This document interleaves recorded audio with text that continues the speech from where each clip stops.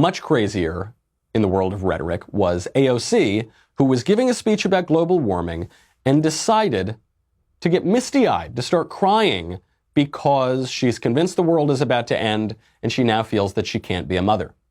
I speak to you not as an elected official or public figure, but I speak to you as a human being, a woman whose dreams of motherhood now taste bittersweet because of what I know about our children's future, and that our actions are responsible for bringing their most dire possibilities into focus.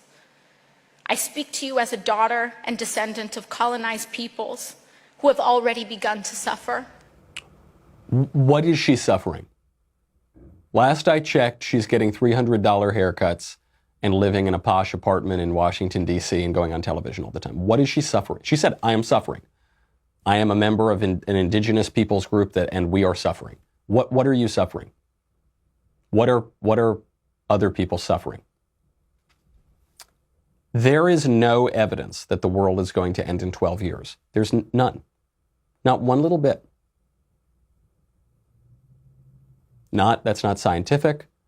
It's not even, I don't know, even to call it a religious view is not really supported by the evidence, because most religious views have some logic to them. Some have a lot of logic to them. This has no logic. None whatsoever. The worst predictions, the worst global warming predictions, are that the Earth will warm about 2 degrees over a century. There is no evidence that this will pose any problem for humans. Certainly will not pose any problems for Americans. Why is AOC worried about having children? Look, if AOC doesn't have children, I'm not going to look a gift horse in the mouth exactly, but in the spirit of humanity, because I am human and nothing human is alien to me, I would like AOC to feel like she is free to have children. Why doesn't she want to have children now? Because, she says, we know that they will face the direst of consequences. What's the direst of consequences? I guess death would be the direst of consequences.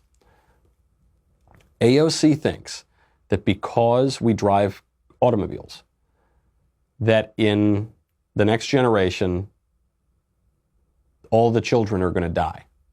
And that's the direst of consequences, and therefore she's crying on stage. Right now, today, we kill 1 million babies a year in this country before they're born.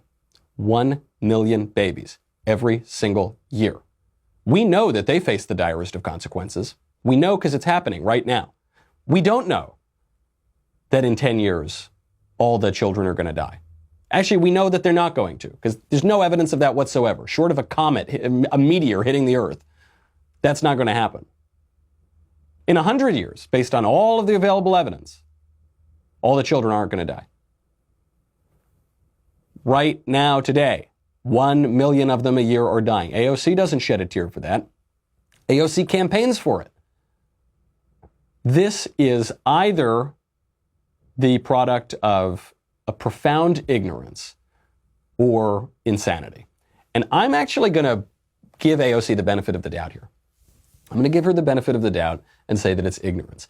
Because when I was a teenager, I was pro-abortion. I didn't understand the argument for pro-life. I didn't get it. I just thought, well, they're not babies. And I just didn't think more about that because that's what I was told by the media and by educational institutions and by politicians and by everyone around me in New York. But then once you see it, you can't unsee it. And it is a baby. Shouldn't kill babies. I'm going to give AOC the benefit of the doubt. I know a lot of pro-lifers have come up to me and said, Michael, I just don't understand how anyone could support abortion. I totally do. Abby Johnson, one of the greatest pro-life advocates, worked at a Planned Parenthood because she obviously didn't see the problem with abortion. Dr. Bernard Nathanson was one of the founders of the pro-abortion movement. He was the founder of NARAL, the big abortion rights league. Now he's one of the biggest pro-life advocates. Jane Roe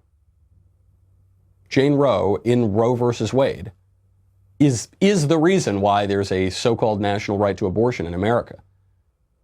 She then became one of the biggest pro-life advocates in the country. Obviously, people can be fooled by the illogic of abortion and then come around and see reality. So I'm going to assume that AOC is just ignorant. Ignorant on the climate, ignorant on life, ignorant on a whole lot of things. I mean, she said in one of her first interviews that she's not the expert. Remember on the Hoover Institution show, Uncommon Knowledge. Not Uncommon Knowledge, she was on Firing Line with Margaret Hoover. That is a profound ignorance. It requires humility to fix that ignorance. Unfortunately, the left doesn't have that humility, and I think the way that we conservatives can reach them is by asking questions. Not by, if you just go straight out and attack them all the time, if you're constantly just beating that drum, you're probably not going to change their minds. You might change other people's minds in the audience, but you're not going to change their minds because you are playing into their pride. You're giving their pride a reason to assert itself. If you ask with some humility these simple questions, like, well, what's your evidence that the world's going to end in 12 years? What's your evidence that all the children are going to die? If you're worried that all the children are dying, what about abortion? Just simple questions. I think there's an easier way to reach them.